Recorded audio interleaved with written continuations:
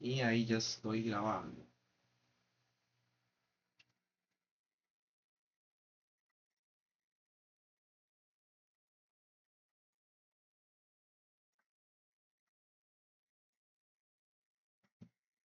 Ok, bueno, esta semana vamos a ver sobre las buenas prácticas para servicios de alimentación.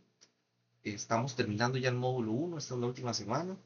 Y también vamos a ver un poquito sobre algunas instituciones relacionadas con los alimentos. Recordemos qué son las buenas prácticas de manufactura. Son un conjunto de reglas y de procedimientos básicos que ayudan a garantizar que los alimentos se produzcan en condiciones que garanticen la inocuidad.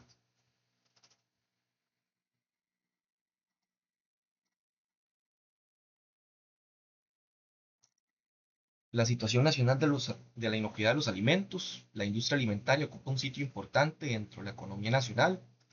Aspectos tales como generación de empleo, exportación, hacen ver el dinamismo de este sector de la economía y la importancia que reviste para el desarrollo nacional.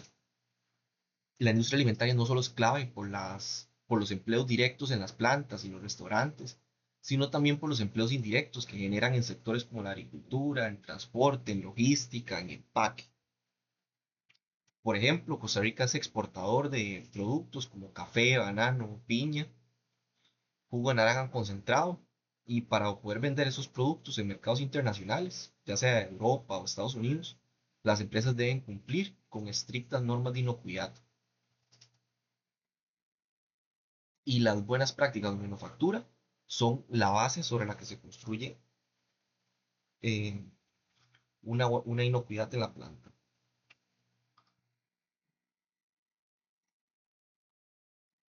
Vamos a ver la importancia del sector agroalimentario costarricense en la diapositiva que tienen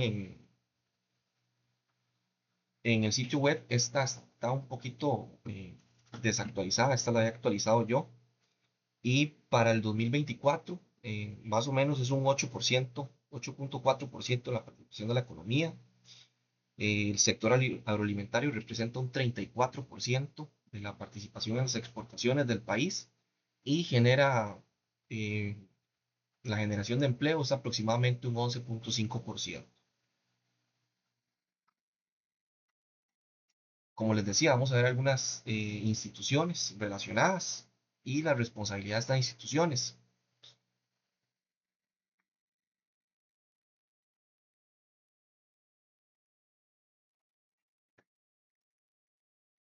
Hay responsabilidades que pueden ser delegadas a instituciones privadas y hay otras que no son delegables, que son solo de los entes públicos que tienen esa responsabilidad. ¿Por qué el Estado debería delegar? Bueno, porque no siempre tiene la capacidad o los recursos para realizar todas las tareas de control. Entonces, para esto puede autorizar a empresas privadas, ya sean laboratorios o empresas certificadoras, para que realicen inspecciones o análisis, siempre bajo la supervisión y acreditación del gobierno. Responsabilidades del sector público, las no delegables: dictar políticas, regulación, de acreditación o de control estatal. Dictar políticas, por ejemplo, solamente el gobierno, a través de ministerios como el Ministerio de Salud o el Ministerio de Agricultura, pueden crear las leyes y reglamentos que definen qué es seguro y qué no es materia de los alimentos. Bueno, y a través de los diputados en la Asamblea Legislativa. Eh, por ejemplo, establecer la temperatura máxima a la que se puede tener un pollo crudo en una vitrina. Eso existe una regulación, que las carnes en una carnicería, bueno, en esa vitrina ahí tiene que tener por lo menos una temperatura menor a 5 grados. Si usted está a 10 grados, bueno, representa un peligro y se está incumpliendo la normativa. Y esa normativa solamente la puede poner el sector público, el Estado. También tiene la parte de regulación, que es la creación de las normas específicas, por ejemplo, un reglamento de etiquetado nutricional que obligue que los productos eh, concentrados en azúcar o concentrados en grasa digan eso. Por ejemplo, en México o en otros países de Latinoamérica, se tiene una etiqueta negra que dice alto en grasa, alto en sal o alto en azúcar. En acreditación, el Estado es el único que puede dar la autorización oficial, es acreditar a un laboratorio privado para que sus análisis de alimentos sean válidos legalmente. Y algunas responsabilidades del sector público delegables son la inspección y la certificación. El gobierno no tiene que realizar todas las auditorías, sino que puede autorizar a empresas privadas para que inspeccionen una planta procesadora de alimentos y certifique que cumple con una norma específica, como por ejemplo el HACCP, que es el análisis de peligros y puntos críticos de control, o una ISO, como la ISO 22000 o la FSC 22000. Estas certificaciones a menudo son requisito para poder exportar. La capacidad de análisis. Un productor de pollo puede enviar muestras de sus productos a un laboratorio privado acreditado por el Estado para que analice la presencia de bacterias como la salmonela, y los resultados de ese laboratorio son oficialmente válidos. No tiene que ser un laboratorio del Estado el que tiene que hacer las cosas, sino que se certifica laboratorios para que puedan realizar análisis.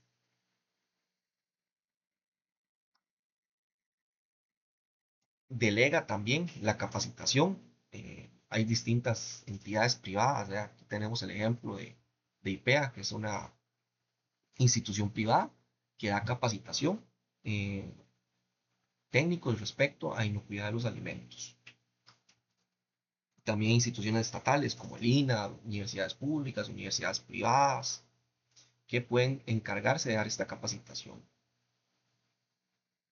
También puede delegar la capacitación al consumidor, ya sea a organizaciones sin fines de lucro, como una ONG, o a universidades también. La investigación y el desarrollo, la empresa privada tiene completa libertad de hacer investigación y desarrollo en nuevos productos, y la normalización también la delega. La normalización eh, se delega al Instituto de Normas Técnicas de Costa Rica, que es INTECO. Es una organización privada, pero en la que participan expertos de la industria, expertos de la academia y personas del gobierno.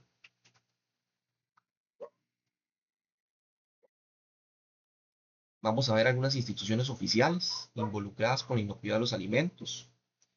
A nivel del sector salud, en la coordinación para el levantamiento de información sobre la incidencia de las ETAs, que era una ETA, recordemos que una ETA es una enfermedad transmitida por los alimentos. Esta es relativamente buena, y las estadísticas de vigilancia epidemiológica, si bien pueden estar subestimando el impacto real de este grupo de enfermedades, sí reflejan la situación sanitaria del país. ¿Esto qué es lo que pasa? Bueno, que cuando pasa un brote de una enfermedad, las personas acuden a la caja, acuden al seguro, y se les realiza muchas veces exámenes de laboratorio. Aquí se identifica una cepa en específica, que es la que le está causando ese malestar, y se puede descubrir la causa raíz con varias personas que hayan tenido esta infección, de dónde pudo haber venido.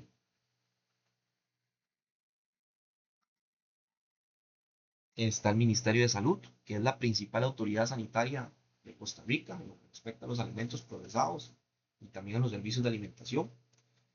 Su función principal es proteger a la salud pública desde el procesamiento hasta el consumidor final.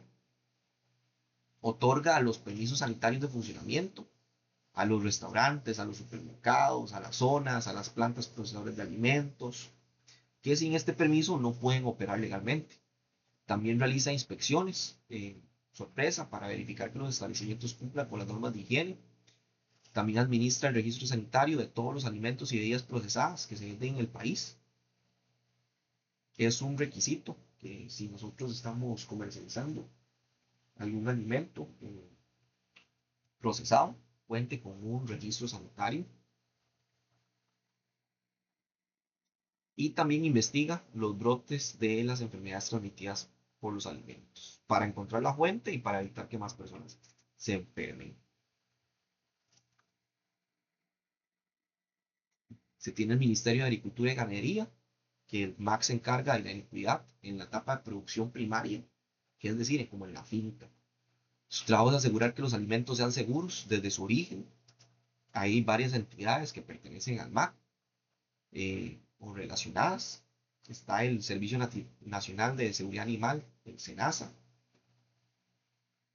que el SENASA inspecciona los mataderos para asegurarse que el proceso se realice higiénicamente y que solamente procesen animales sanos para consumo humano. También se encarga de controlar enfermedades en las aves, como la gripe aviar.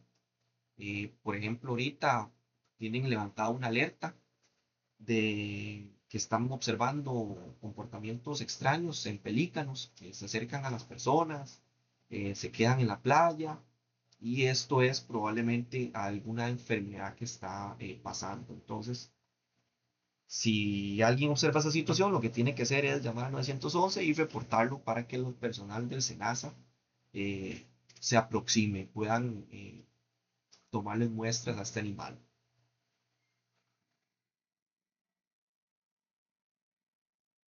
También está el Servicio Fitosanitario del Estado, que regula el uso de plaguicidas en los cultivos y se asegura que los agricultores usan solamente los productos autorizados y que se respeten los tiempos de espera antes de cosechar, para que los residuos de las frutas y las verduras no superen límites seguros, los límites seguros para la salud. También le realizan análisis de laboratorio a los productos importados alimenticios que se traen al país para verificar esto mismo, que vengan con límites de agroquímicos seguros para el consumo humano. Está relacionado también el Ministerio de Comercio Exterior, el COMEX. No inspecciona directamente alimentos, pero sí tiene un papel de comercio internacional. Entonces, cuando hay que tratar un tratado de libre comercio para la importación de productos extranjeros y para la apertura de nuevos mercados en Costa Rica, bueno, entonces ellos son los que se ponen en contacto y negocian eh, que si para la que si para el aguacate mexicano eh, no tiene que presentar ciertas enfermedades o cosas de ese tipo relacionadas con los tratados internacionales. También está el Ministerio de Economía, Industria y Comercio, el MEIC, que su función principal es velar por los derechos del consumidor y la competencia leal. Entonces verifica principalmente el etiquetado y la publicidad, no solamente los alimentos, sino en general. Pero aquí viene, sí, abarca a los productos alimenticios. Por ejemplo, si un yogur se anuncia como libre de azúcar y libre de grasa y realmente no es así, bueno, es con el MAKE el que puede sancionar a las empresas. Y también se asegura en el control de pesos los empaques. Que si yo digo que yo tengo una galleta en 100 gramos, bueno, efectivamente sean 100 gramos. Que yo estoy vendiendo un kilo de arroz, efectivamente sea un kilo de arroz. No que yo estoy vendiendo, pero menos de lo indicado.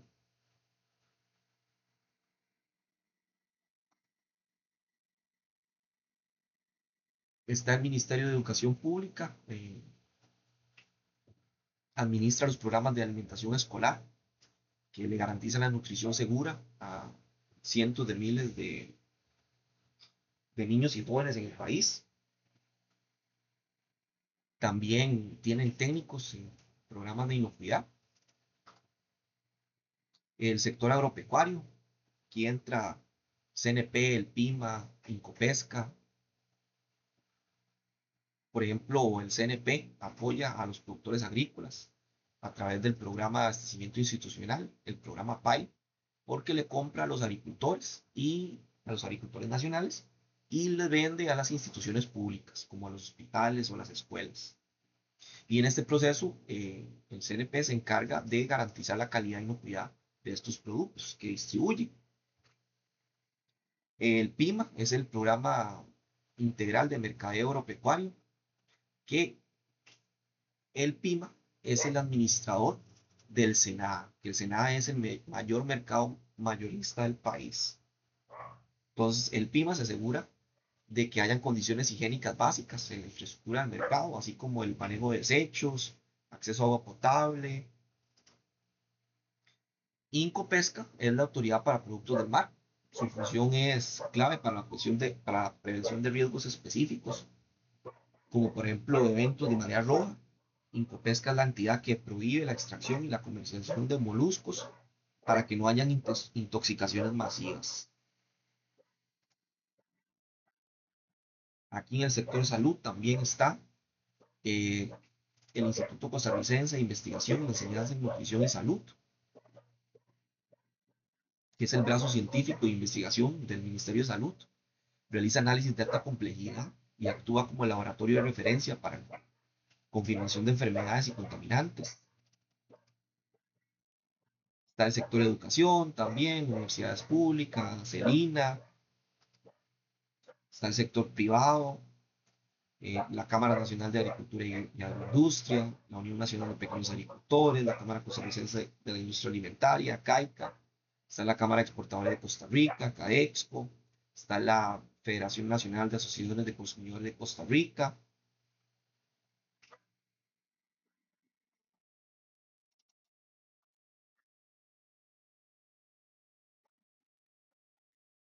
Hasta aquí, respecto a esa parte, ¿alguna duda, alguna consulta?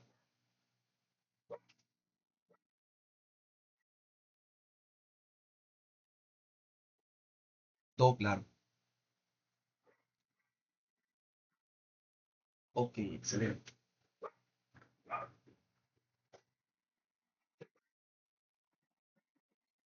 Ya continuamos con las buenas prácticas para los servicios de alimentación, pero primero vamos a ver los distintos de servicios de alimentación que podemos tener.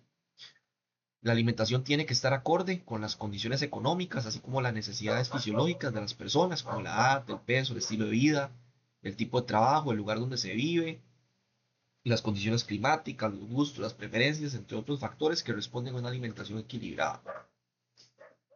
Las características y funciones, según el objetivo operacional o la razón de ser de la empresa, un servicio de alimentación se puede clasificar en tres grandes géneros: el género lucrativo, el género afán de asistir y el género de atención a la salud.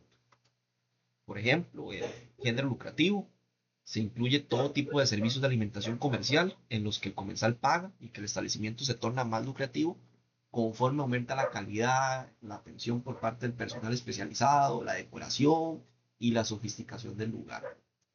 Aquí caben, como ejemplos, restaurantes, hoteles, cafeterías, bares, catering service y también las sodas o los comedores institucionales.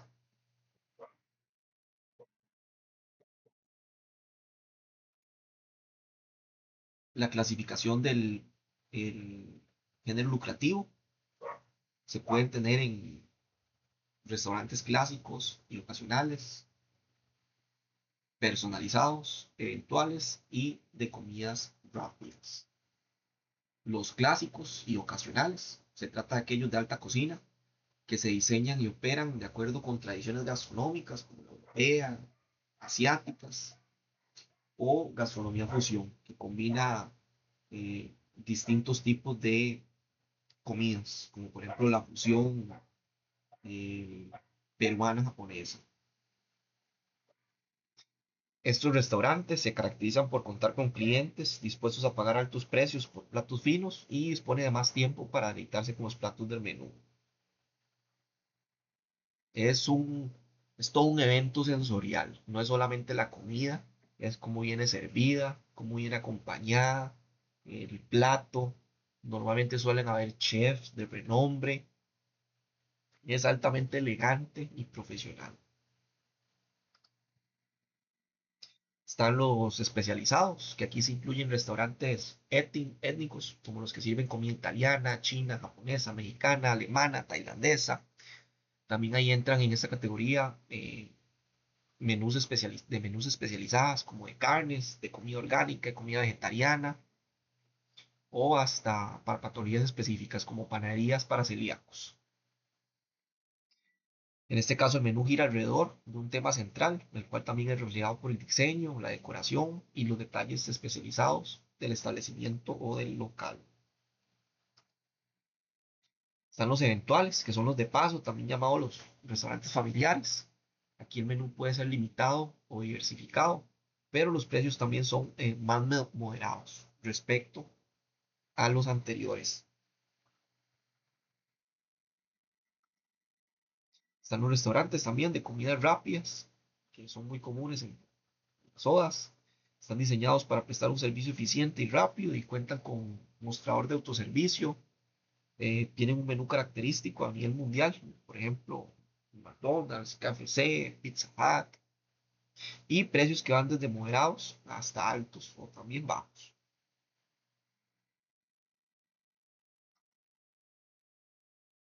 Ahora podemos también tener servicios de alimentación del género afán de asistir. Son aquellos que tienen el objetivo operacional de beneficiar o servir al comensal, que obtienen unidades relativamente bajas o nulas en algunas ocasiones y cuentan con el apoyo de subsidios. Aquí la intención no es el lucro, no es obtener plata por un servicio de alimentación, sino brindarle este servicio a una comunidad en específico. ¿Qué ejemplos podemos tener? Bueno, podemos tener restaurantes, eh, los comederos escolares, eh, los comedores de empresas, por ejemplo, que muchas veces la comida es subvencionada. Se paga algo, pero es un precio simbólico. 2.000 colones por una comida, 1.000 colones por una comida, o a veces, dependiendo, hasta menos. ¿Qué características tienen? Brindan una alimentación atractiva y nutritiva, ofrecen menús limitados de tipo semiselectivo, corto y puesto. Se destacan en este género los servicios de establecimientos en empresas, fábricas, centros educativos, oficinas o instituciones, tanto gubernamentales como las privadas. Por ejemplo, en un comedor de la empresa probablemente no vamos a esperar eh, un menú de 20 cosas a escoger, ¿verdad? Sino que lo que se tiene son dos proteínas. Se tiene dos tipos de ensalada. Se tiene arroz, frijoles y algún otro acompañamiento. Son menús más limitados.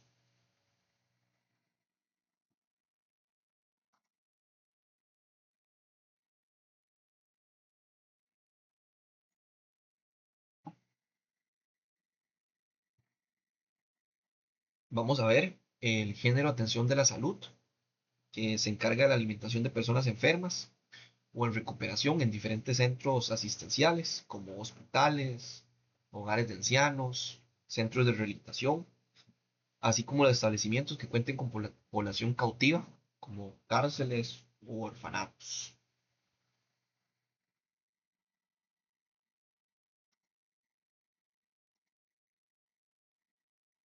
Otra forma de clasificación de los servicios de alimentos es por la metodología de producción.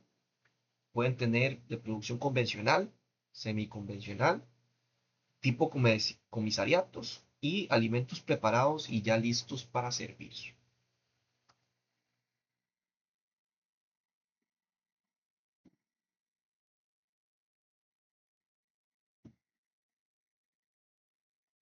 El convencional, ese sistema se caracteriza porque toda la producción se elabora con insumos alimentarios comprados y preparados en crudo en este establecimiento. Es un sistema que requiere personal y equipo especializado, por lo cual no es muy común.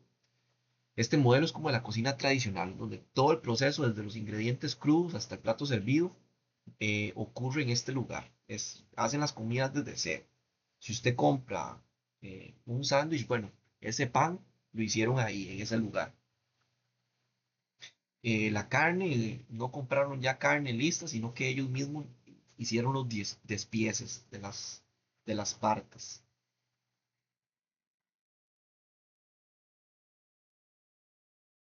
¿Qué ejemplos podemos tener de este tipo de servicios dispensadores de alimentos? Bueno, con un hotel de lujo o un restaurante de alta cocina.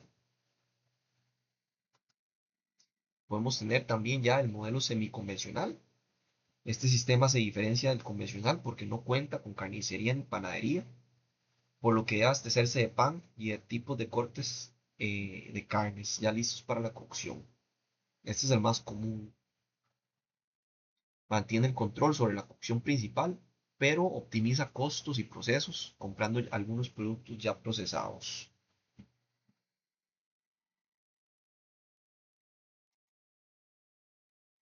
Tenemos el sistema por comisariato, que este servicio de alimentación se caracteriza porque cuenta solamente con áreas en las que se realiza la preparación previa, complementaria y la cocción, y posteriormente los alimentos son transportados a los diferentes centros de distribución para que reciban la preparación final o bien simplemente para que sean servidos a los clientes.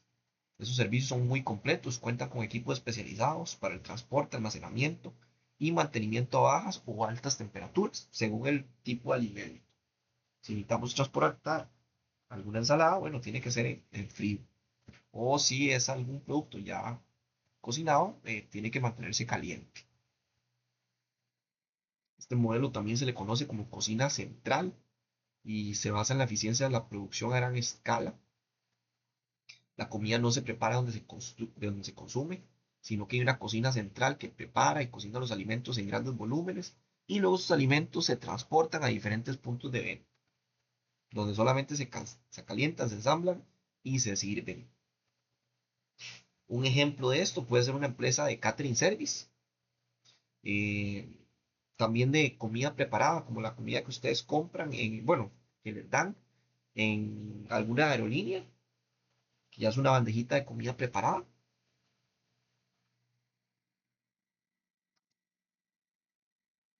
También se tienen alimentos preparados y listos para servir. Son aquellos los cuales el alimento se congela, almacena y posteriormente es utilizado según se requiera para la preparación de diferentes platillos o para servir directamente a la persona consumidora. Ese sistema minimiza la preparación en el punto de servicio, sino que ya se trae casi que completamente preparado. Y algunos ejemplos son esos que podemos ver en la imagen, frutas cortadas, ya listas. También lo podemos hacer clasificación por el tipo de establecimiento, mediante la forma en la que se distribuyen los alimentos, lo cual depende del tipo, cantidad de personas consumidoras, el tiempo con el que se cuenta para degustar los alimentos y el menú establecido. Se puede en esta clasificación los podemos tener de autoservicio, que es de bar o buffet, de servicio de bandeja y servicio de meseros. Autoservicio, barra o buffet. Aquí este sistema se caracteriza porque el cliente tiene el control y la libertad de elegir qué y cuánto comer, de una variedad de opciones que están expuestas, están ahí. Entonces, los alimentos se presentan en una barra, puede ser caliente o fría, dependiendo de las necesidades del alimento que esté servido. Y el cliente lo que va a hacer es que va a tomar un plato y se va a ir sirviendo lo que quiera en las cantidades que quiera. Es un sistema muy eficiente para atender a un gran número de personas rápidamente, ya que reduce la cantidad de necesidad personal. En hoteles es común que se tengan barras de buffet.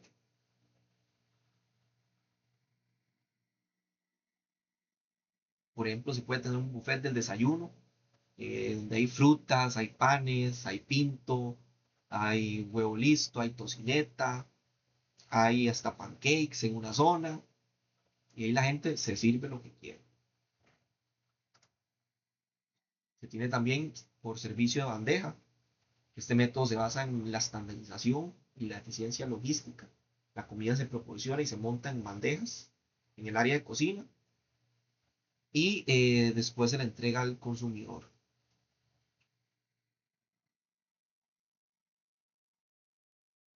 Ejemplos de esto, la comida que se sirve en el avión, comida que se sirve en los hospitales, comida que se sirve en las cárceles. Después tenemos servicios de mesero, que este es el modelo de servicio de restaurante más tradicional.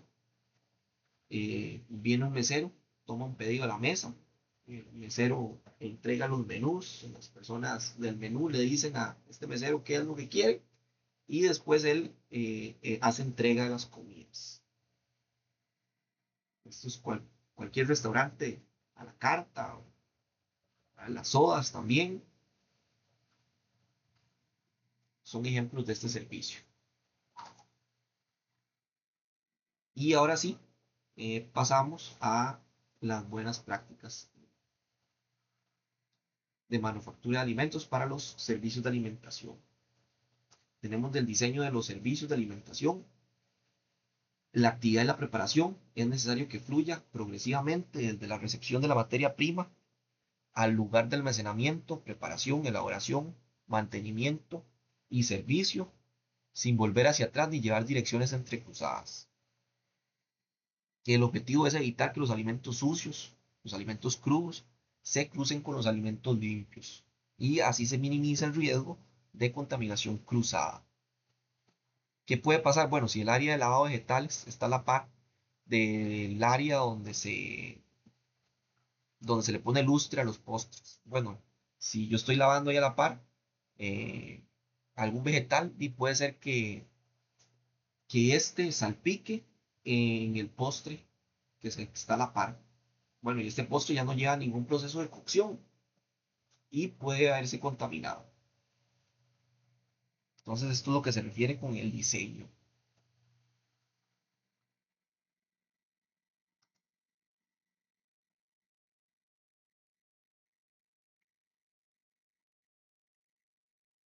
Áreas a considerar. Un área de almacenamiento, que es importante para el almacén de productos no perecederos. Cámaras de refrigeración y congelación. Almacén de productos de limpieza y desinfección y vajilla. No es solamente una bodega, sino que se tiene que clasificar para evitar la contaminación. Los productos de limpieza nunca deben guardarse a la par de productos como harina o el arroz o productos cárnicos, ¿verdad? No vamos a guardar un producto de limpieza en una refrigeradora jamás de la vida. Hay áreas como el área de preparación previa, que es el área sucia donde se limpian, se pelan, se cortan, donde se adoban las carnes. Está la parte de elaboración o producción, que esta es la parte, la zona caliente, donde hay cocinas, hornos, freidoras, y aquí los alimentos se transforman mediante la cocción. Esta es un área que normalmente requiere alto control. Después está la parte de lavado, que es la zona donde se limpian los instrumentos que haya sucios. Debe haber un almacén de desperdicios, que la basura tiene que tener un área designada, basureros adecuados, alejada de las zonas de preparación y de almacenamiento de los alimentos. ¿Para qué? Para evitar plagas, para evitar malos olores. Y está en el área de servicios sanitarios y vestidores, que es innecesario, ya sea para el personal o para los clientes. Y estas zonas tienen que estar completamente separadas de la zona de manipulación de los alimentos.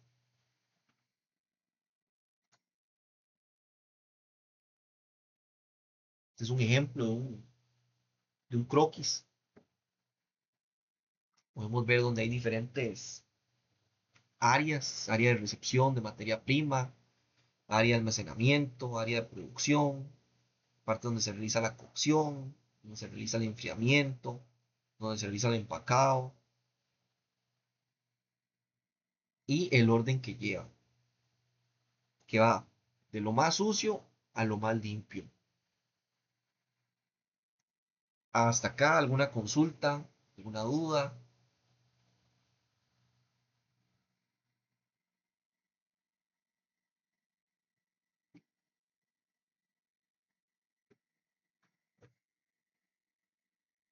Ok, todo claro.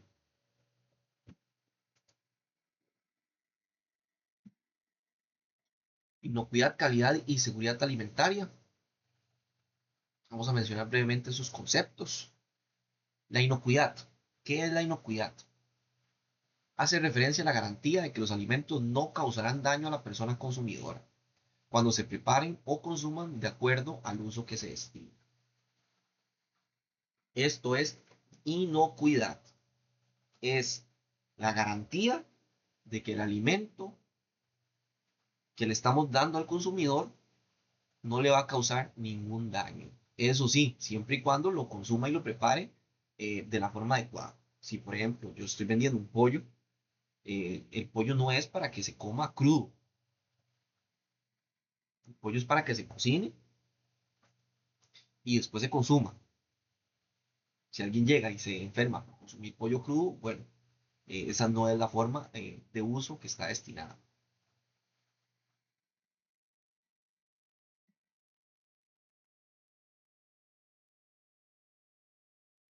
Calidad.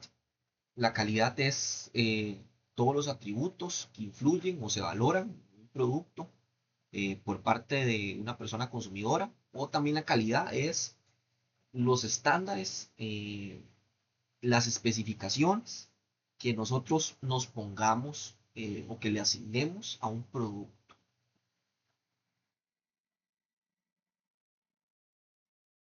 Y después tenemos a seguridad alimentaria, que es un término más amplio y se refiere a contar con alimentos inocuos, disponibles, accesibles y posibles de pagar por toda la gente durante todo el tiempo.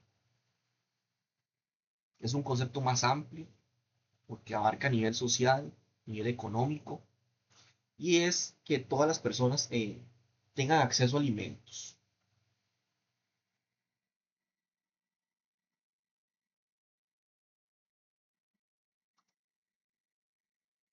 Las buenas prácticas de manufactura es un conjunto de normas diseñadas y usadas para asegurar que todos los productos satisfagan los requerimientos de identidad, concentración y seguridad y eficacia. Son útiles para el diseño, funcionamiento y desarrollo de procesos y productos relacionados con la alimentación. Son reglas básicas de higiene, orden, que se aplican a todo, al personal, a las instalaciones, a los equipos, a los procesos y son de carácter preventivo.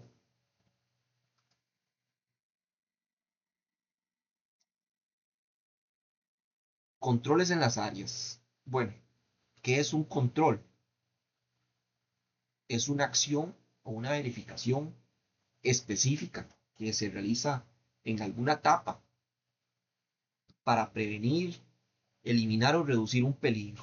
Eso es un control.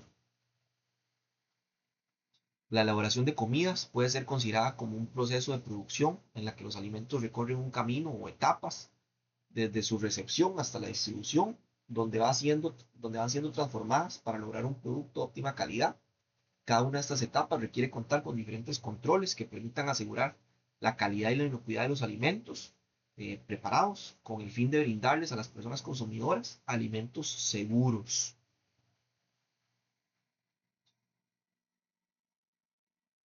Por ejemplo, podemos tener diferentes controles para diferentes etapas. Para mi etapa de recepción, eh, llega el camión que me entrega carnes. Entonces yo tengo de control que yo tengo que irme al camión adentro y verificar con termómetro que esté a 4 grados. Si el camión viene a una temperatura superior, viene a 15 grados, bueno, yo este producto no lo puedo aceptar porque no está cumpliendo con las condiciones de control que yo le asigné, que era una temperatura mínima. Entonces, ese control es revisar y registrar la temperatura en, en la recepción del producto. Por darles un ejemplo,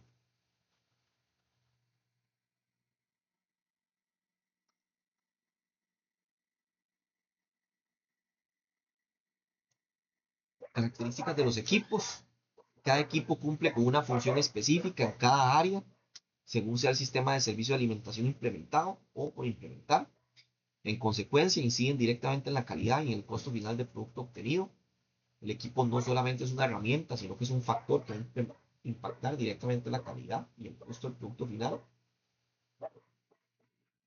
Se puede hacer puré de papas a mano, pero si yo necesito hacer 50 kilos de puré de papa en una batidora industrial, me va a ser más útil. Un equipo eficiente puede llegar a reducir costos a largo plazo. Por ejemplo, los hornos de convección cocinan de una forma más rápida y eficiente los alimentos, hasta con un menor consumo de energía.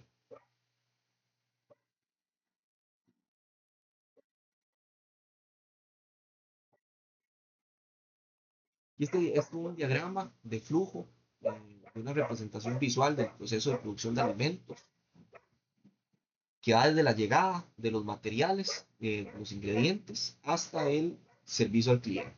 Y podemos ver los diferentes puntos de control y las decisiones clave desde el inicio del proceso, el almacenamiento, la solicitud de elaboración, que se clasifica si es un servicio, si se elabora en frío o en caliente, va a tener un diferente proceso, hay que mantenerlo frío, hay que mantenerlo caliente, y después se sigue.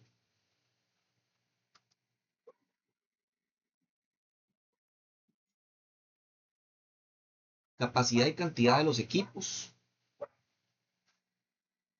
No se trata de comprar lo mejor, sino lo más adecuado para la operación que yo tenga. Entonces, dependiendo del menú, dependiendo de lo que yo voy a requerir, dependiendo de la cantidad de personas esperadas a servir, de eso va a depender los equipos. Va a depender del tipo de institución y sistema de servicio, va a depender del sistema de distribución, servicio de comida, va a depender del menú, de la cantidad de personal, de la planta física, del presupuesto, del grado de capacitación del personal, de la funcionalidad, del espacio que se tiene, del número de preparaciones que se haya que hacer, de la vida útil, hasta se puede pensar en accidentes, disminución de riesgos de accidentes. Todos esos son aspectos que tenemos que tener en cuenta.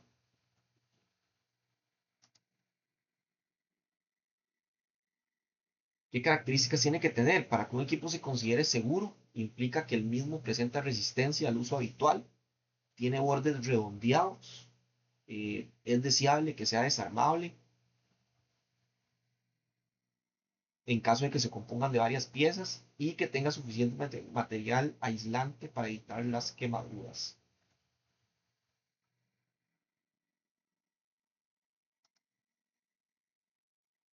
Podemos tener diferentes tipos de equipos.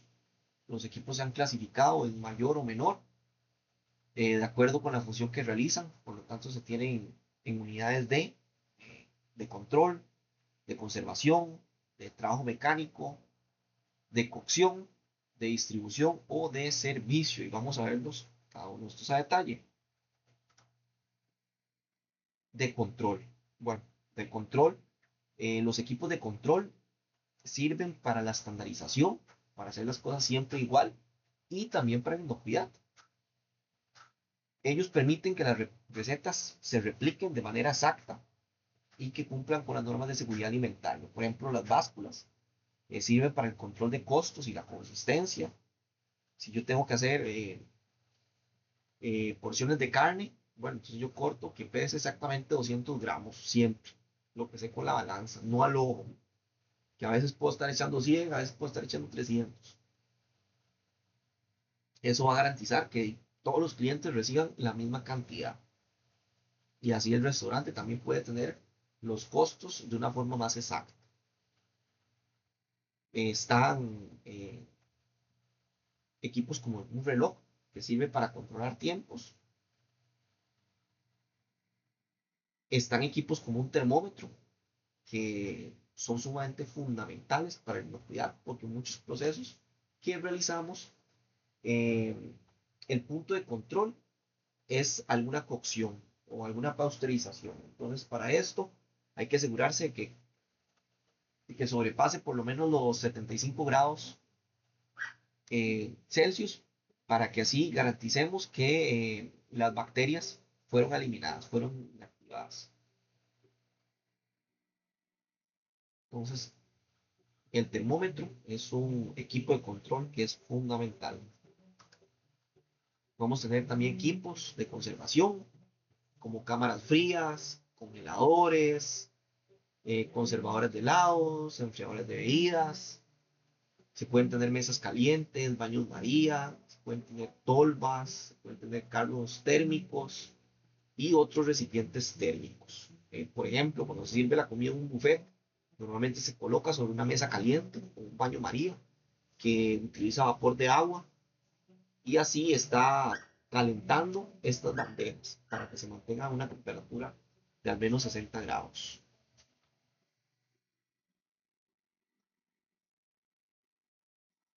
También tenemos equipos de trabajo mecánico, que son los ayudantes de la cocina, realizan tareas físicas de una forma rápida y eficiente, ayudan a aumentar la productividad y reducen también la fatiga del personal. Por ejemplo, podemos tener licuadora, picadora de carnes, procesador de verduras, podemos tener amasadoras, máquinas de moler café, máquinas que hacen hielo, exprimidores de cítricos, podemos tener batidoras. Estos son equipos de trabajo mecánico. Podemos también tener equipos de cocción, como marmitas fijas o marmitas cables.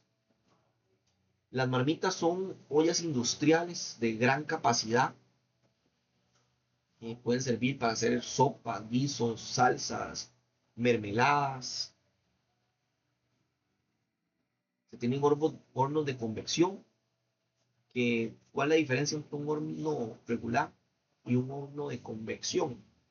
Bueno, el horno regular se tiene al método de calentamiento que nada más va a irradiar temperatura, ya sea con una resistencia arriba o abajo que va calentando, o si no, con gas, que se tiene una flama abajo que va calentando.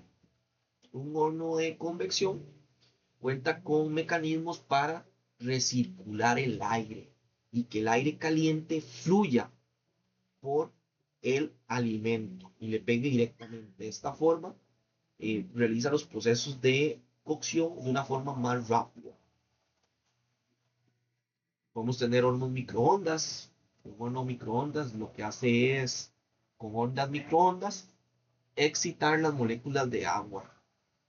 Y las moléculas de agua excitadas comienzan a vibrar, a moverse, y este movimiento genera calor, alta temperatura. Se pueden tener eh, planchas, se pueden tener parrillas, pueden tener sartenes. Podemos tener equipos de distribución, equipos como carros térmicos, carros transportadores, expendedoras de café, expendedoras de jugos o gaseosas. Podemos tener equipos de servicio, sirven como las bandejas, las vajillas, platos, cubiertos, vasos, bandejas térmicas, todos los elementos necesarios para la presentación final y el consumo de los alimentos por parte del cliente.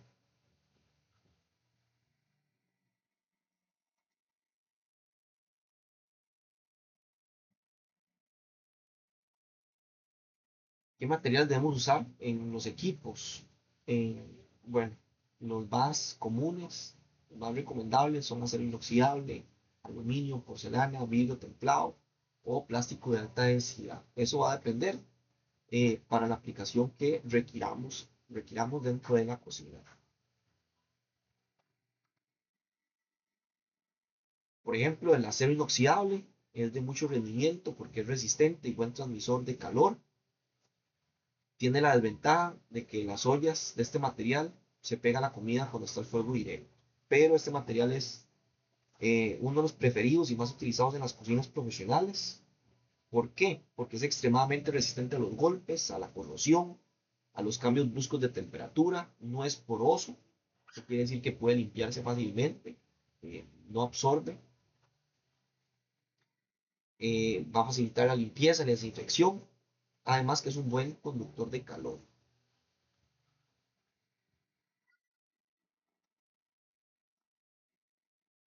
¿En qué podemos usar el acero inoxidable? Bueno, en mesas de trabajo, en fregaderos, en ollas, en sartenes, refrigeradores, casi cualquier superficie de un equipo en la cocina industrial. También otro material común es el aluminio, que se puede utilizar en ollas. El aluminio no se puede guardar comida elaborada o fresca porque produce descomposición. El aluminio puede reaccionar con ciertas comidas ácidas, como jugo de tomate, por darles un ejemplo.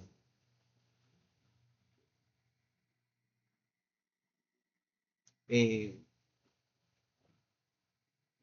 o con productos también alcalinos.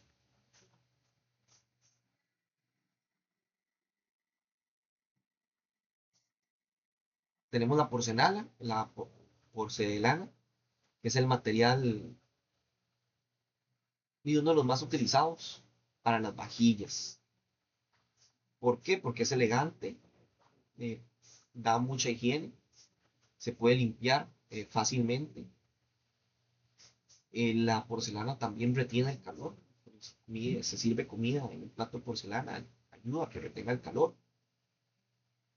Es muy higiénico, muy fácil de limpiar, no absorbe olores, no absorbe sabores. La desventaja es que es frágil, puede romperse. Tenemos el vidrio, que también es muy utilizado en las cocinas, en los restaurantes, porque no reacciona químicamente con los alimentos, no va a generar ningún sabor ni ningún olor en las comidas. Y al ser transparente también permite ver los alimentos. Desventajas, al igual que la porcelana, es frágil. También tenemos el plástico, que se utiliza para canastos, envases de almacenamiento, cajones. Y la desventaja del plástico es que es un producto ya menos durable. El plástico se raya, se desgasta, se le hacen grietas y también todo esto va a dificultar su limpieza adecuada y va a dar paso a que pueda absorber olores o se manche.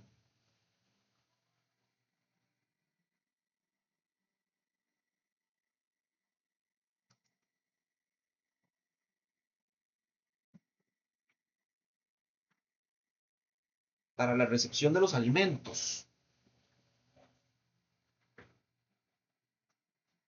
entre las condiciones y características más recomendables para el área de recepción de los alimentos se encuentran las siguientes. Debe estar ubicada cerca de las zonas de almacenamiento y de fácil acceso hacia y desde el exterior, sin obstáculos que obstruyan el paso para facilitar el transporte de la materia prima y demás insumos. El área de recepción tiene que estar ubicada estratégicamente para que le queden cerca las bodegas y los refrigeradores. Esto es parte de lo que les mencionaba de un flujo limpio.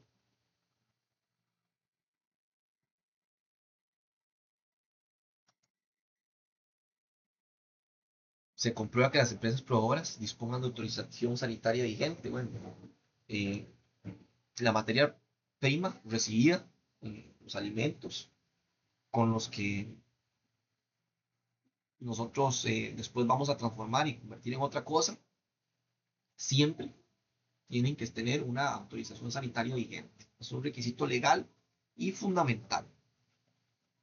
Yo no voy a comprarle, si yo tengo este, un, una planta que produce jugos, yo no voy a comprarle las frutas al vecino. No, se los tengo que comprar, bueno, a algún productor que ojalá tenga buenas prácticas agrícolas, que yo tengo que tener características de esta materia prima que yo voy a realizar.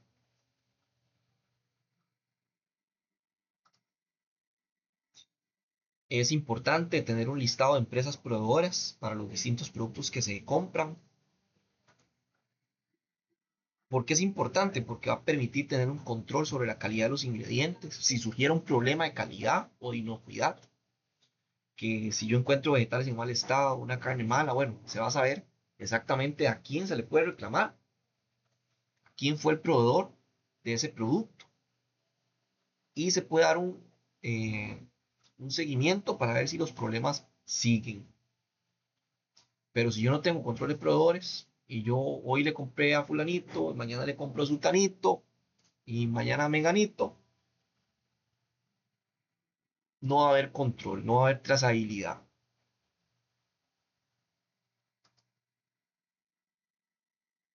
Los productos suministrados tendrán las características sensoriales y específicas en la compra. No vamos a comprar o recibir una carne si nosotros la vemos visiblemente mal. Si, por ejemplo, tiene un mal olor o se ve verde, podemos utilizar los sentidos para hacer esta evaluación. El tacto, textura firme, eh, olor fresco.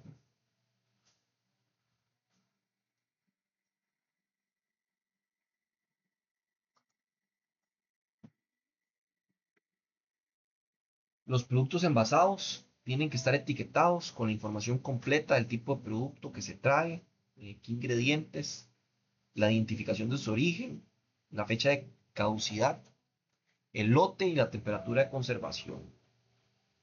Esto va a servir para dar nuestra trazabilidad y para informar adecuadamente a los consumidores. Eso tiene que ser real. No podemos poner una etiqueta, cosas que sean falsas. Si yo digo que eh, mi paquete de galletas trae 25 gramos de azúcar, bueno, tiene que traer 25 gramos, no puede traer 50.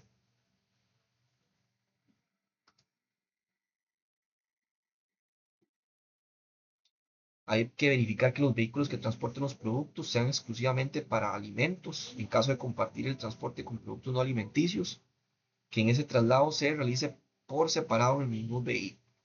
¿Por qué? Porque podemos tener un riesgo de contaminación cruzada.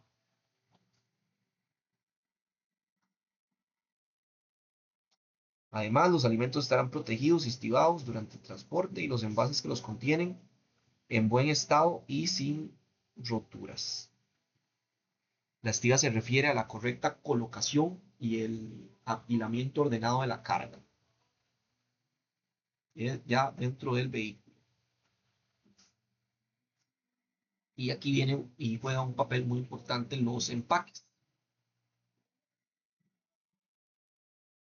para proteger al producto en el transporte.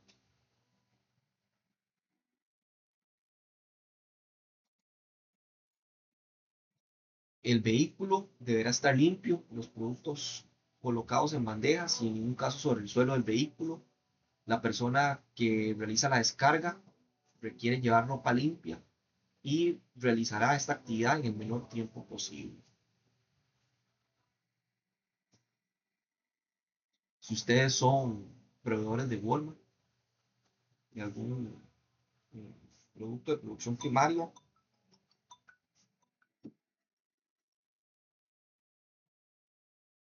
disculpen, de algún producto de producción primaria, por darles un ejemplo, eh, de lechuga. Ustedes son productores de lechuga y le venden a Walmart, entonces el camión eh, va lleno de cajas con lechugas para el CD Walmart. Cuando hacen la entrega, el chofer de ese camión tiene que traer un registro donde venga y se diga que se lavó el camión antes de hacer esta entrega. Y eso se lo pueden pedir en el ingreso. Y el requisito que tenga un registro que diga que el camión se lavó y se limpió.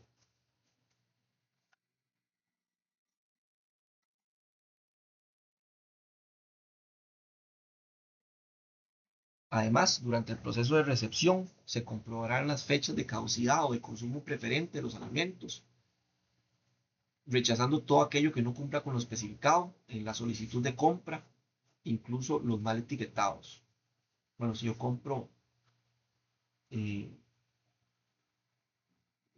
un producto y la etiqueta dice otra cosa, yo compro un jugo de frutas y me dice que es jugo de naranja, bueno, yo no puedo aceptar eso, que hay un error en el etiquetado. O si yo recibo un producto que y ya está vencido, está dañado, no lo recibo.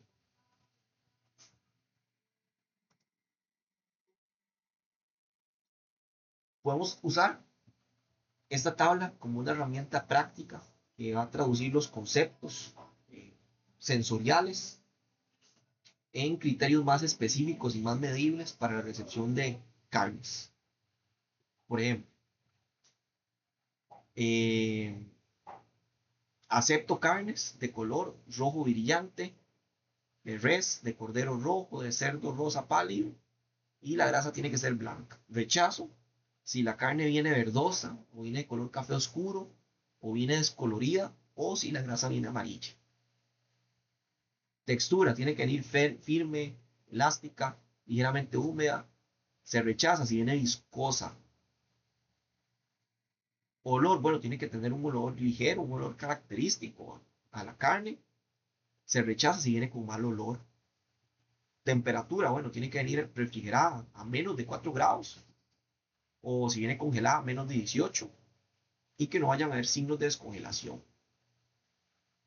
Se rechaza, bueno, si viene sin refrigerar o a más de 4 grados o con símbolos de descongelación. Entonces ya aquí, con esto pueden utilizar criterios para rechazar o aceptar un lote de carne.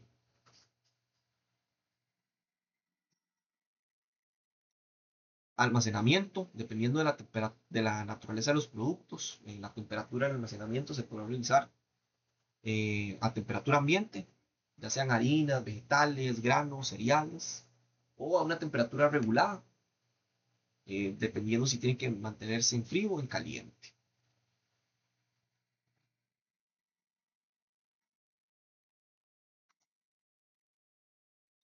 Las TIA, los alimentos elaborados, se situarán lo más separado posible entre sí de los alimentos crudos y una correcta estiva sería de arriba hacia abajo. Alimentos elaborados, alimentos sin cocinar, pollos y después frutas y verduras.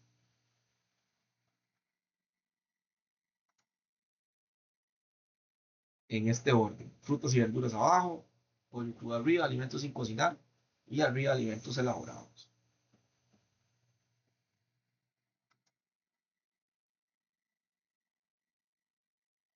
Para la preparación de los alimentos, en la preparación previa, esta etapa se desarrollan actividades ya sea como el lavado, la desinfección de frutas y vegetales, la descongelación, el troceado de los alimentos y ya la fase de preparación o elaboración. Y aquí es el mantenimiento de la cadena de frío y el calor en una cocina es fundamental para evitar problemas microbianos en los alimentos y mantener la vida útil de los productos. Por ejemplo, si yo hago un gallo pinto en la preparación previa, hay que lavar, hay que picar el chile, hay que lavar y picar la cebolla, hay que lavar el arroz, los frijoles.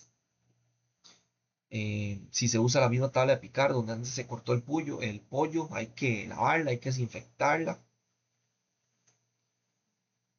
Y ya después la parte de preparación, elaboración, es donde yo hago la cocción. Aquí se mezcla todo, las partes, se hace el arroz, se hacen los frijoles, se mezcla.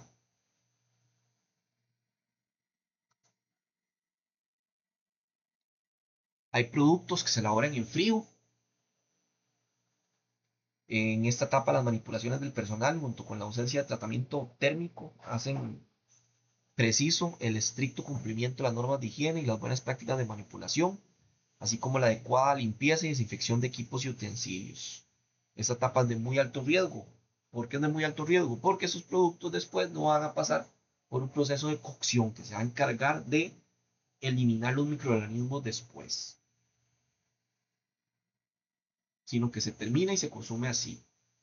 Entonces aquí es fundamental la higiene de las manos del manipulador, la limpieza de los utensilios, de los productos, la limpieza también y el lavado de la materia prima.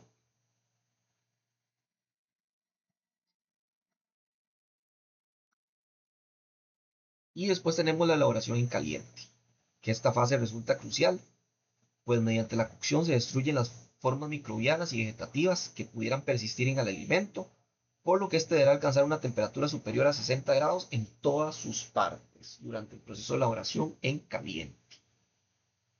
El calor no solamente transforma el sabor y la textura, sino que también sirve como método de destrucción de microorganismos. Dentro de los métodos generales de cocinado se pueden considerar el horneo y el asado, la cocción a presión y la fritura. El horneado y el asado. En un horno el calor llega al alimento por radiación desde las paredes, por convección del aire caliente y por conducción a través de la bandeja que descansa. Podemos tener también cocción a presión, que el principio de la cocción a presión es que con presión es similar al autoclave, porque también se destruyen todas las bacterias y las esporas mediante la combinación de presión y calor. Como una cocción a presión logra una cocción de forma más rápida, porque a presión normal y a temperatura eh, promedio, digamos que el agua se evapora a los 100 grados. Pero si cambiamos la presión, si yo aplico una presión mayor, podemos tener agua sin evaporarse a temperaturas de 120 o 130 grados. Entonces, esto es lo que pasa con una olla de presión, que la presión de los gases que se van evaporando crea una presión y esta presión permite que los líquidos se calienten a una mayor temperatura antes de que se evaporen.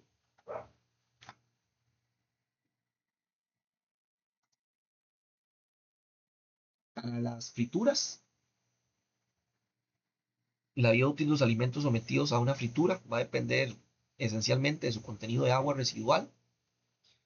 Aquellos alimentos que tras la fritura tienen un contenido en agua relativamente elevado, como las donas, el pescado, el pollo, tienen una menor durabilidad debido a la migración de agua y aceites que se produce durante el almacenamiento.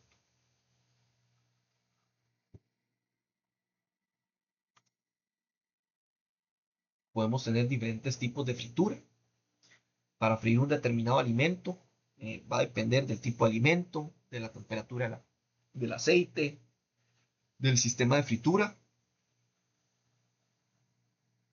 si es superficial o por inmersión, el grosor del alimento, los cambios que se pretenden conseguir o del tipo de aceite.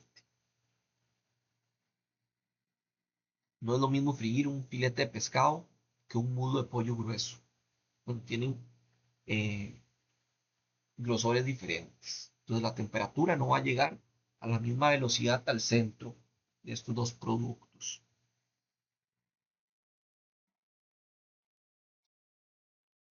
Con las frituras hay que tener cuidado con el tipo de aceite que vayamos a utilizar, que el tipo de aceite dé un punto de humo adecuado. ¿Qué es ese punto de humo? Ese punto de humo es la temperatura máxima resistente de ese aceite. Ya después de esa temperatura, el aceite se comienza a quemar y pierde la calidad.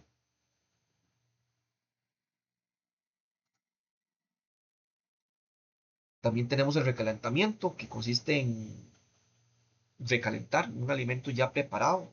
Es recomendable que llegue al menos de 70 grados en el centro. Los alimentos sobrantes solo es recomendado recalentarlos una vez en caso de que no se consuman del todo, porque cada vez que un alimento se enfría y se recalienta, bueno, va perdiendo calidad. Y también pasa más tiempo por la zona de peligro. La zona de peligro es la zona de temperaturas entre los 5 y 65 grados aproximadamente. Se dice que esta zona es una zona de alta propagación y multiplicación de las bacterias.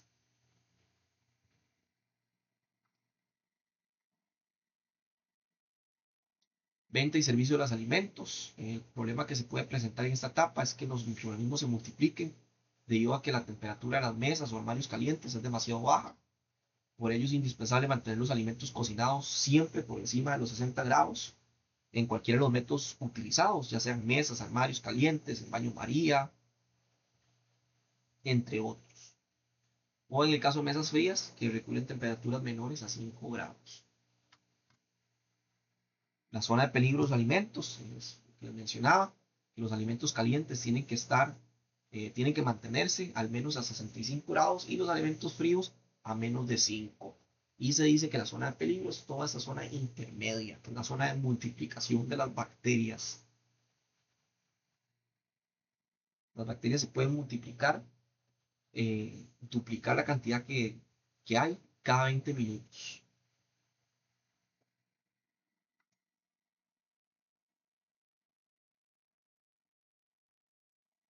Esta es la zona de peligro. Vamos a ver ahí que dice de 4 a 60 grados. Y la temperatura de cocción ya es mayor a 60 y la temperatura de refrigeración de 0 a 4. Para el transporte de alimentos, tenemos que verificar que durante el transporte de alimentos elaborados que se reciben caliente, siempre se mantenga una temperatura superior a los 65 grados. Hay que comprobar que durante el transporte de alimentos elaborados que se reciben en frío, siempre se mantenga la temperatura inferior a 5. Hay que mantener el cierre adecuado de los compartimientos. Hay que ingresar los alimentos y los recipientes de arriba hacia abajo. Hay que controlar la temperatura y el tiempo de acuerdo con los límites establecidos. Y hay que proteger el alimento de fuentes y de contaminación y de otros agentes externos. Además hay que realizar limpieza y desinfección de una forma programada y realizar el mantenimiento preventivo.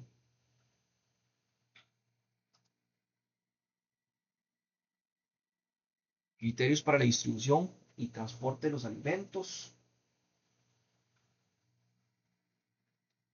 Para caliente, tienen que estar a temperaturas mayores a 60 grados. Para frío, a temperaturas menores de 4 grados.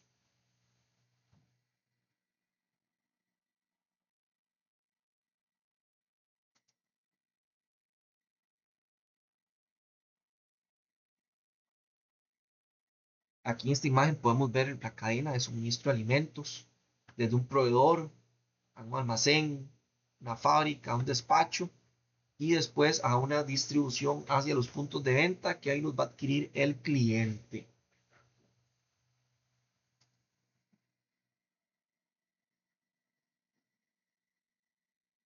La instalación para la elaboración de los alimentos. Vamos a ver las instalaciones de gas y las instalaciones eléctricas. Para las instalaciones de gas CLP, cuando se utiliza este tipo de combustible, se requiere adoptar medidas de seguridad para evitar fugas de gas y peligros de explosión. Tienen que mantenerse en buenas condiciones de operación las tuberías o mangueras, las llaves de salida del cilindro y de la cocina. Es importante mantener una bitácora donde se registre el mantenimiento preventivo y correctivo de esas instalaciones del sistema de gas.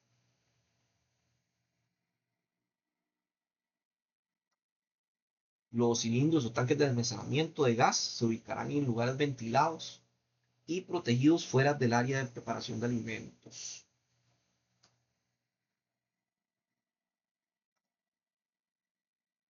Esta es una de las formas recomendadas, una ubicación exterior sobre una base de cemento y un área cerrada con malla por seguridad, con rótulos que indican que es prohibido fumar y con hasta un extintor en caso de incendios a la mano.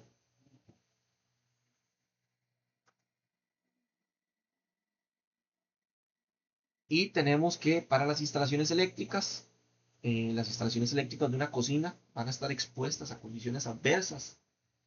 Vamos a tener vapor caliente, vamos a tener agua, vamos a tener grasa, y eso va a aumentar el riesgo de cortocircuitos y incendios si no están bien mantenidas. Las cajas de breaker tienen que tener tapa. Los breakers son los interruptores automáticos, son un sistema de seguridad que va a cortar la electricidad si se presenta una sobrecarga.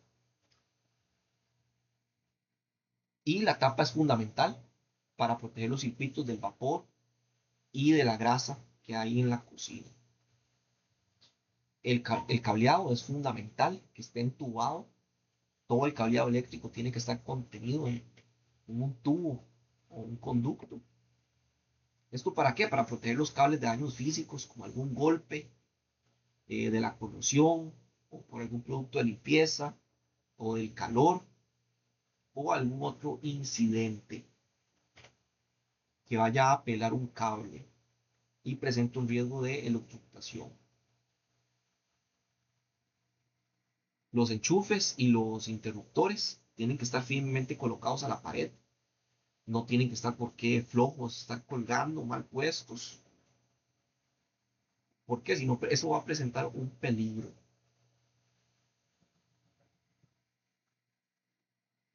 Estudiantes, dudas, consultas.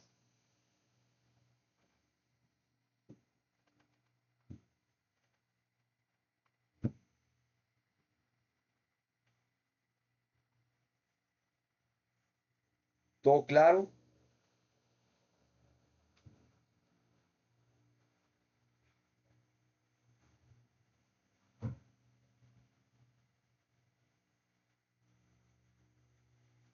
Si tienen todo claro y no tienen ninguna otra duda, hasta aquí llegaríamos con la clase del día de hoy.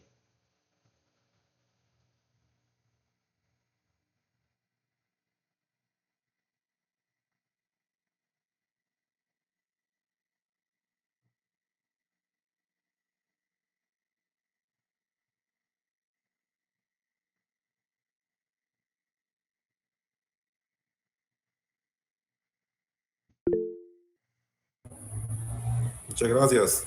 Pura vida, buenas noches.